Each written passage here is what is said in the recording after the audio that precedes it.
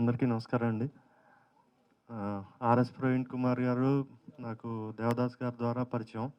దాదాపు 10 ఏళ్ల క్రితం అనుకుంటాను. 'పూర్ణ' అని ఒక సినిమా వచ్చింది హిందీలో. ఆ 'పూర్ణ' బయోపిక్‌లో ఆ అమ్మాయిని ఇన్‌స్పైర్ చేసిన ఆఫీసర్‌గా సార్ కనపడతారు. సో, ఆ సినిమా చూసినప్పుడు ఫస్ట్ పరిచయం నాకు.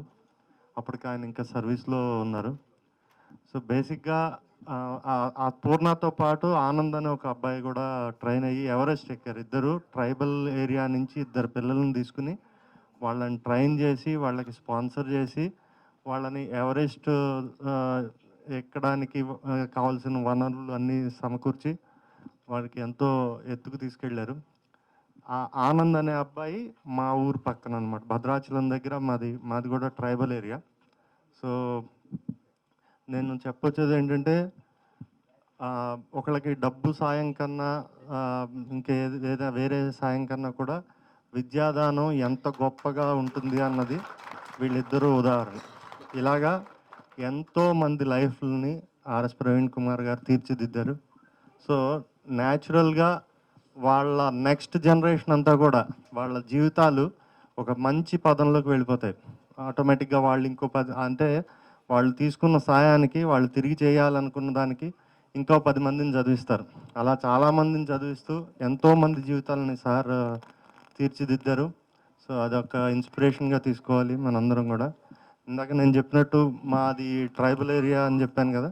మా ఫాదర్ గూడా అంటే ఒక చిన్న ఉదాహరణ చెప్పదలుచుకున్నాను ఇప్పుడు. మా ఫాదరు స్కూల్ హెడ్ మాస్టర్ కింద చేసేవారు.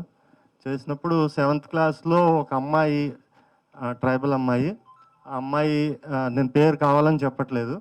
ఆ అమ్మాయి 7th క్లాస్ స్కూల్ ఫస్ట్ వచ్చింది. నెక్స్ట్ 8th క్లాస్ స్టార్ట్ అయిన తర్వాత ఆ అమ్మాయి రాలేదు స్కూల్‌కి.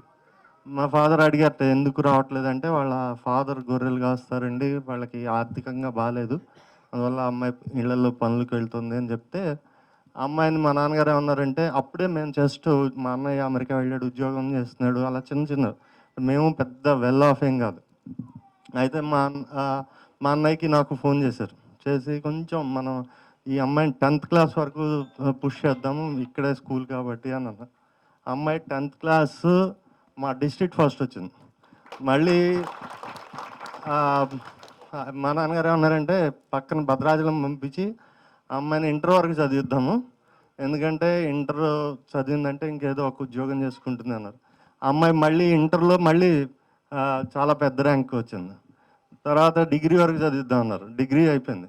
ఎంఎస్సి అయిపోయింది. ఎంఎస్సి అయిపోయి ఇప్పుడు అమ్మాయి గ్రూప్ 1లో చాలా పెద్ద ఉద్యోగం చేస్తూ ఆ అమ్మాయి అట్లీస్ట్ ఆ అమ్మాయి ఉద్యోగం వల్ల ఒక 100 కుటుంబాలను ఈజీగా ఆ అమ్మాయి హెల్ప్ చేస్తుంది.